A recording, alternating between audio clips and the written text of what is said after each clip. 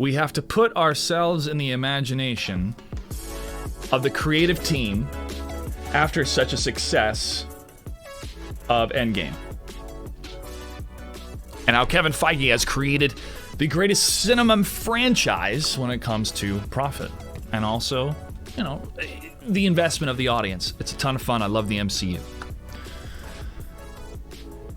With that type of success, one would hope that the creators behind the success would further curate, would further double their efforts to curate the cream of the crop, the best of the best. And experiment. See what they can do that's on the fringes of the world that they've introduced. And if that can cater to anybody within that type of interest. But the difficulty of success is being surrounded by yes people. And as I mentioned right when we went live, there's a feeling that I'm feeling that harkens back to the experience of the Star Wars prequels. Again, the Star Wars prequels have a fondness in our hearts, in our Star Wars hearts, because of the nostalgia and the memes, and overall fit the vision of what George Lucas was trying to accomplish. Plus, it further escalated technology that we get to enjoy today with green screens. But what had happened with the structure of the story is that it was flawed, or it was falling apart. And the expectations were also part of that pressure. So you have the success of Endgame, you have the success of Star Wars, right? Going back all the way to the 70s with George Lucas. After Endgame, Marvel's going to continue with episodic series featuring Wanda, an episodic series featuring WandaVision, and then Falcon Winter Soldier, and Loki. Pressure is on. But one would hope that they would double the efforts to curate rather than deviate from the expected quality. Now, it's difficult. It really is difficult at this moment because I'm still processing the weight of anticipation. And this is why it still harkens back to the prequels. There was a moment that I was waiting to see, or at least figure out, that was mentioned within Attack of the Clones. And that was with Master Sifo-Dyas authorizing the clone army being created. Master Sifo-Dyas never appears on camera. Not in Attack of the Clones and not in Revenge of the Sith. I was waiting to know who this Master Sifo-Dyas was, because he was such a pivotal person to escalate the plot of these clones being created. He's never shown in live action. He's shown in the cartoons. And so here I am as a fan trying to figure out the Dooku situation and the formation of this clone and this mystery. And I'm waiting for this mystery to be solved. I'm waiting for this mystery to be solved throughout Attack of the Clones. And I'm waiting during Revenge of the Sith. 3 years later. Nothing. Nothing. Until later in the Clone Wars cartoons. So here I am waiting with anticipation. Still the early days of the internet in terms of sharing rumors and breaking news and leaks and scoops. Back, this was before YouTube, back in the text days. But it was a disappointing feeling because I was waiting to figure out what was this mystery, right? Same with Snoke. I look at that example of the prequels and I think of another specific mention, and this was also partially due to the hype that was from the internet, and that was Liam Neeson coming back as a ghost in Revenge of the Sith to teach Obi-Wan this power of coming back, or at least being fused with the Force where he can come back and further teach. And the rumor was that they were going to shoot that scene, and it was going to be awesome to see this guiding figure be able to still guide the forces of good to defeat the forces of evil. And in the movie, during Revenge of the Sith, that's the one scene I'm waiting on throughout the whole movie. It's the one scene I'm waiting on, is to see Liam Neeson come back as Qui-Gon Jinn, as a ghost form of Qui-Gon Jinn, to show the first Jedi that was able to do this, at least in this canon form of Star Wars at the time with Obi-Wan Kenobi. The scene never happened. Instead, you had Yoda say, "Oh,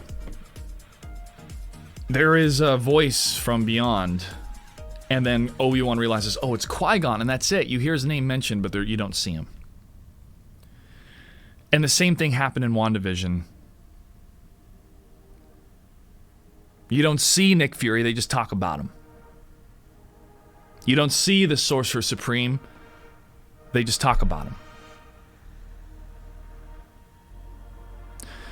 So I felt that same level of disappointment, where I was expecting things mentioned in show, not just out of the internet as theories, but mentioned in show.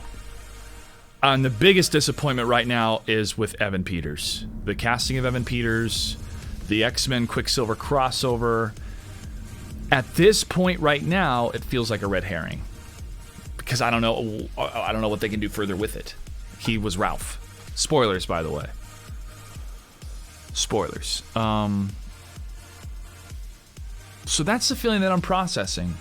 But I'm also processing all of the beautiful highlights and gems of the series. Paul Bettany.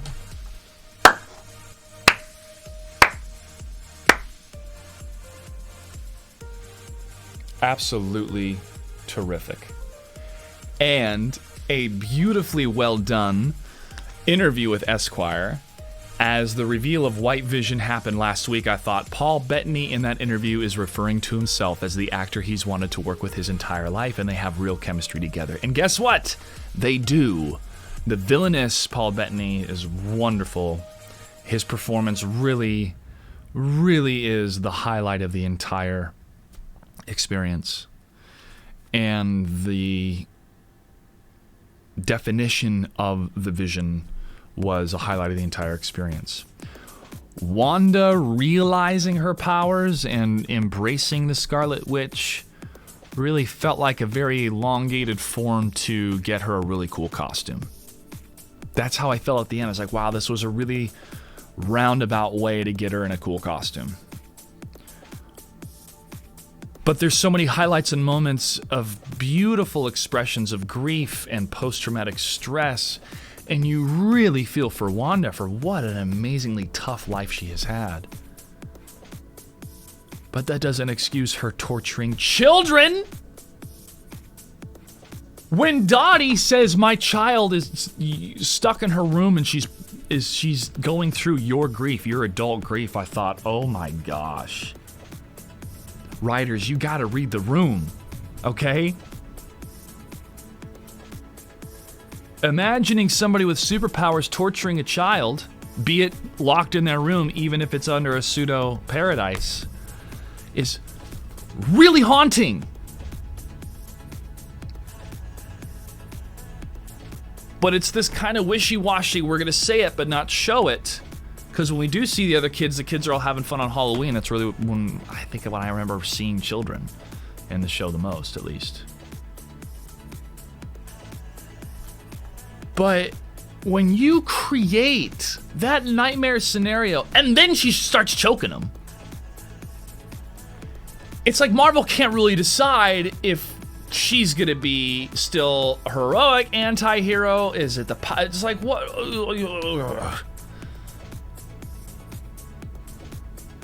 But if that's the best way that they could manifest how dangerous this power is, outside of her control, out of her conscious control, okay, I get it. It just seemed to be such a kind of back and forth. Torture him. Oh no, I did this for you. I want to help you. We'd rather die. You know, it's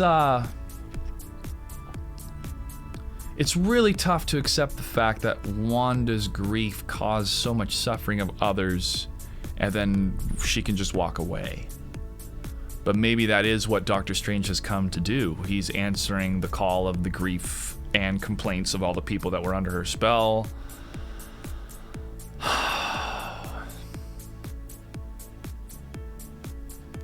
It feels like Anakin,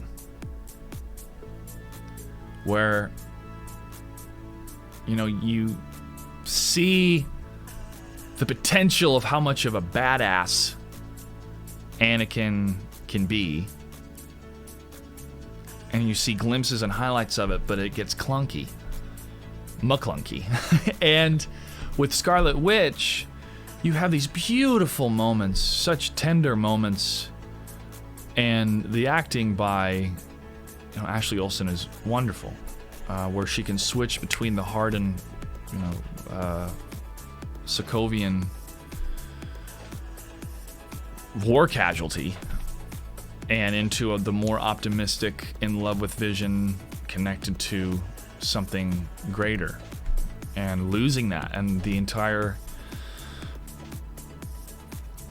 process of her grief, and then seeing the town and how bad the town was. I'm like, man, this is a lot of towns in America. It's very impactful. So that's why there's so many highlights and glimpses of beauty and wonderful performances, again, like the prequels. Was there overhype like the prequels? Yeah, I mean, again, the MCU accomplished something absolutely extraordinary. So the pressure was on. And I believe we as an audience can forgive less of a budget for the special effects, less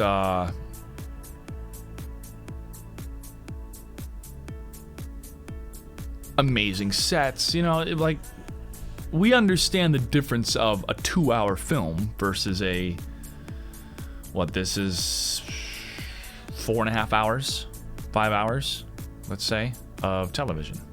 It's a lot more production, a lot more on-camera sequences that you have to spread out with the budget. But is it worth it? Is it worth it to have 9 35 to 40 to 150-minute episode to tell this story? Or should it have been a 4 1-hour miniseries with more of a punch every episode, more of a payoff for the time investment? Because remember, it's not just, the 28 minutes that we're sacrificing our time for to watch this, either right when it drops at midnight or when we wake up or carved out on our Friday night. We're carving out our time to make sure that we're not spoiled when we're in our day-to-day activities or on the internet, because we want to follow along with everybody else. A new chapter of a book's come out. We're all reading the book together. But after a while, you're like, I stayed up till midnight for this? And that's a 50-50 bargain. That's a 50-50 bargain with the audience, and it's a 50-50 bargain with the producer. Of, hey, we're going to release this at an exclusive time, midnight, so those diehard fans that want to experience it at 3 a.m. in the morning on the East Coast, they're going to get rewarded because something big is going to happen. They can report it first on their YouTube channels and this and that. And so there is a bit of a slightly unhealthy expectation brewing, where you stretch it out for 9 weeks and it doesn't feel like it pays off, compared to if it was a more condensed, more impactful sequence of events every week.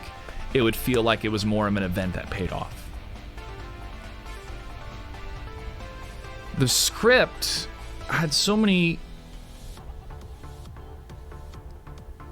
moments it had to balance and execute correctly, and I feel it did a good job overall.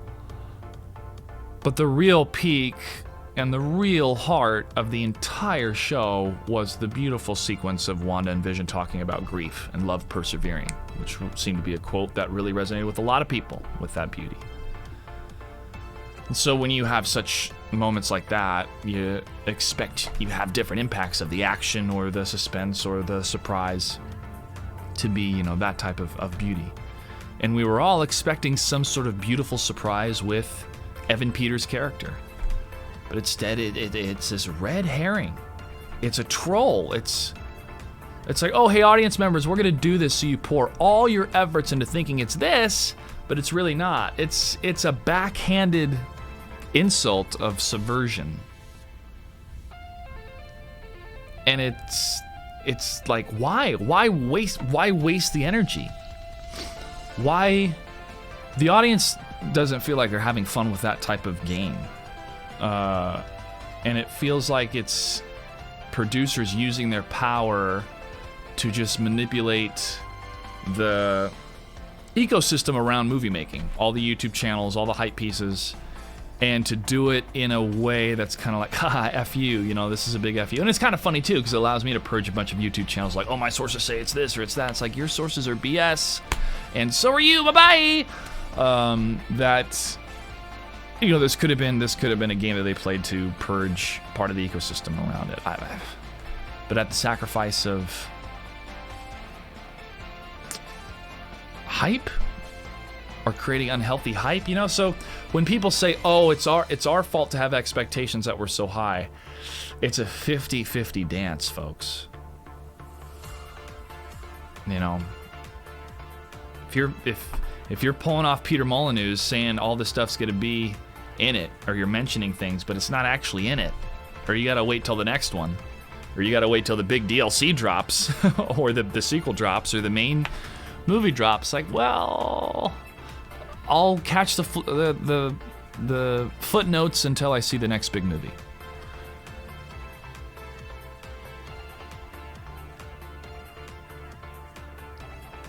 The engineer. So it turns out the woman that did bring that really effective.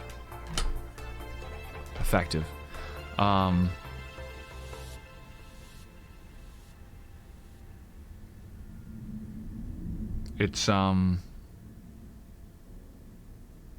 like, oh, they mentioned this engineer in the script, and everybody's like, who's this engineer? Who's the engineer? Who's the engineer? Who's the engineer? Who's the engineer? And that's the water cooler talk. But that's a type of buzz that you want to be generating, because people are like, oh, you know what? I got a busy Friday, but if they reveal the engineer this week, I want to have the moment of surprise and not accidentally catch it when I have to be on the internet for work or whatever. So let me carve 30 minutes out of my day or an hour out of my day and make sure I catch it, or I catch it in the morning. And you're waiting for this engineer to come, there's no engineer. You're waiting for Qui-Gon to come, there's no Qui-Gon. You're waiting for Sifo Dyas to come, there's no Sifo Dyas. But the engineer was that lady that brought the vehicle. And then Jimmy Woo talks to Cliff, and when he says Cliff on the phone, I'm like, Cliff, who's Cliff? Who's Cliff I was thinking, oh, Cliff's gonna be the guy. Cliff's gonna be the person that's the big reveal. Who's in the witness protection? Was that just a throwaway line that, oh, this is just a small town? Or was Wanda in the witness protection with Vision? Or he knew of it through it? I'm like, well, it's just red herrings and mysteries that don't pay off. So all this energy that people put into it, it feels like, why? Why get hyped for something where I'm being totally misdirected, So it's a complicated feeling right now, because there's a lot of beautiful moments. And I'm happy to see Wanda in a new outfit and to grow as a character and process his grief. The moment when she's back at the empty lot and you're like, wow, it was like a dream. You could feel that weight lifting from her shoulders, but also a new burden on her of learning more about herself, right? So again, her acting, all the key elements are there to make this so special. But overall, it felt too long and not enough payoff for what was at play, for the pieces on the board, for the players in the game. There wasn't enough of a payoff, except for Paul Bettany's acting. It's so extraordinary. It's so extraordinary. It's so good, and that's going to be the one, I believe, reason I will decide to watch it again before Spider-Man 3, is because of Paul Bettany's wonderful performance. And that was a highlight when he was talking to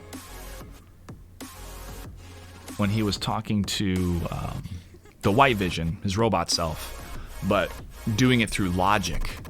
I thought that was really neat.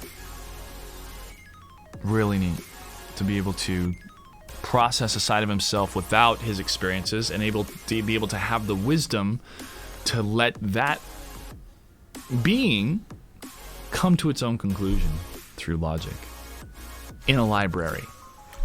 And also the echo effect. And again, this is going to tie into Star Wars, but WandaVision, Wanda has a vision of Scarlet Witch. WandaVision, Wanda's life repeats itself in a way. She grew up with sitcoms and the military was surrounding her and her family. Now she created a world based on sitcoms and the military surrounding her and her family. So, as George Lucas would say, it rhymes. Ugh! And that was the final linchpin for me to pinpoint. I've gone through this experience before where it was fun, it was beautiful, and it was disappointing. When was that? The Star Wars prequels. But the acting is extraordinary, and there was some really great directing decisions and some great moments, great gems. But why waste this Evan Peters? Why? Who approved that? And that's what concerns me. If they think they can have these type of misdirection tactics at the detriment of the talent and the special circumstances of the multiverse and the X-Men cast and the X-Men franchise and what Marvel will do, and is it going to reboot or incorporate them? I have no idea. But this felt like this was going to be the bridge to help answer those questions. Otherwise, what are we doing with Evan Peters?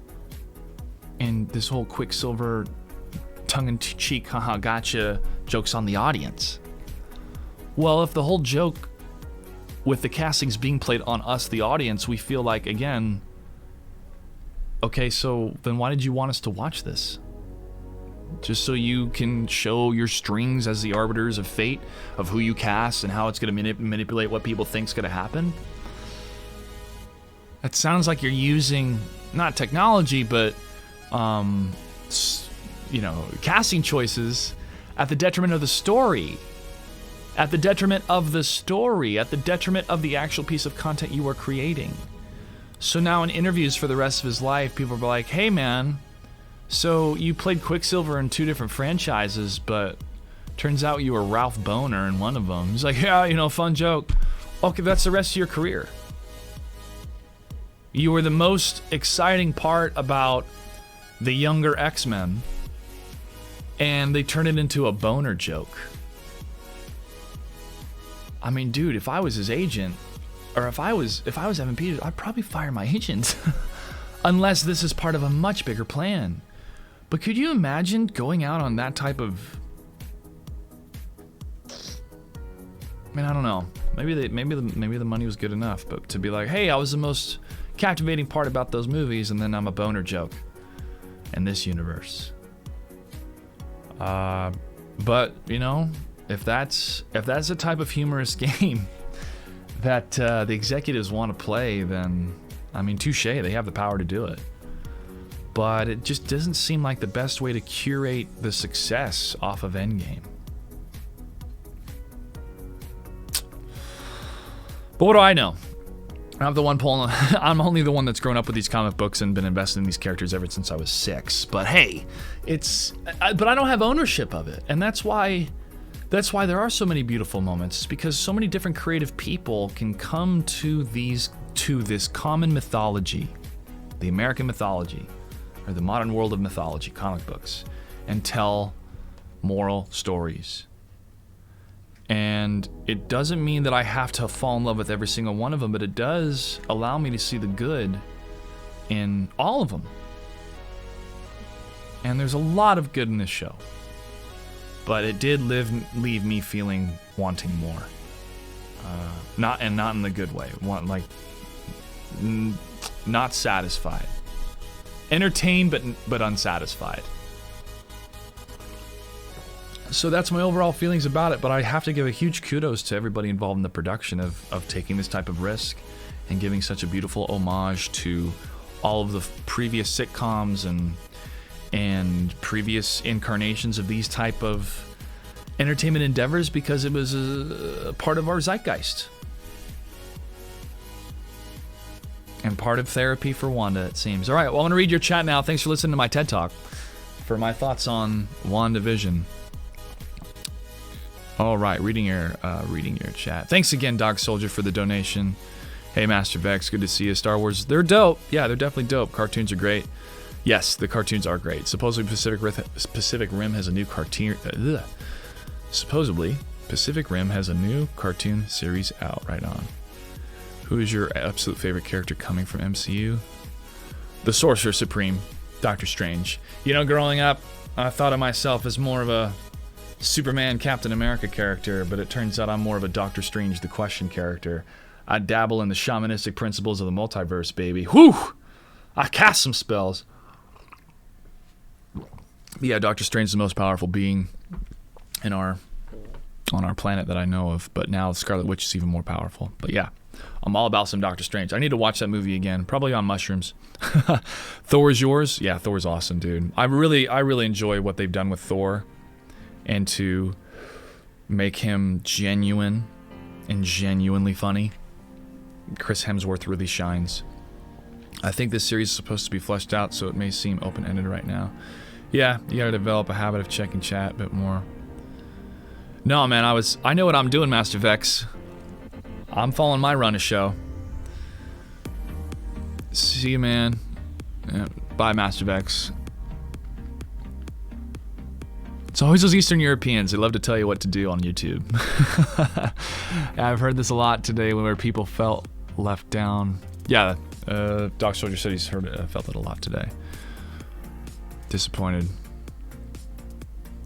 Yeah, I mean, I would give it like, I mean, if you guys want a letter grade,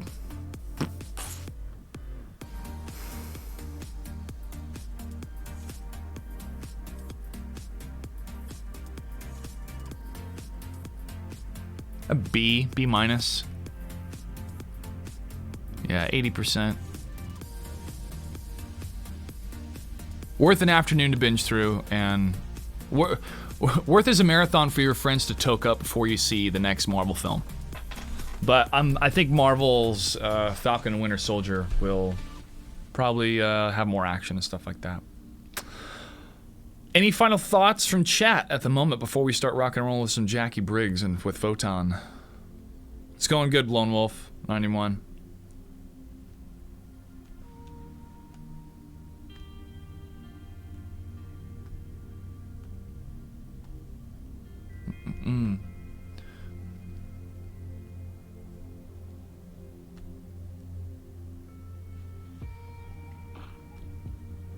Buff WandaVision, that's what Enter the Dragon says. All right, well, thanks, chat. We will continue to talk about this so we have more people chime into the chat, but we'll go ahead and make this a VOD for my ultimate thoughts. But again, kudos to Marvel for trying something out. I was happy that I went on the journey, but it did end for me in a disappointing fashion. But doesn't mean I'm not on board for what they're going to do in the future. I just hope I hope it just makes more of an impact. Or, you know, we'll see. Hey, we'll see. We'll see. Gotta try something new, right? Gotta try something new. All right, thanks as always for tuning in. Hit that like button if you can. Subscribe, and I'll see you online.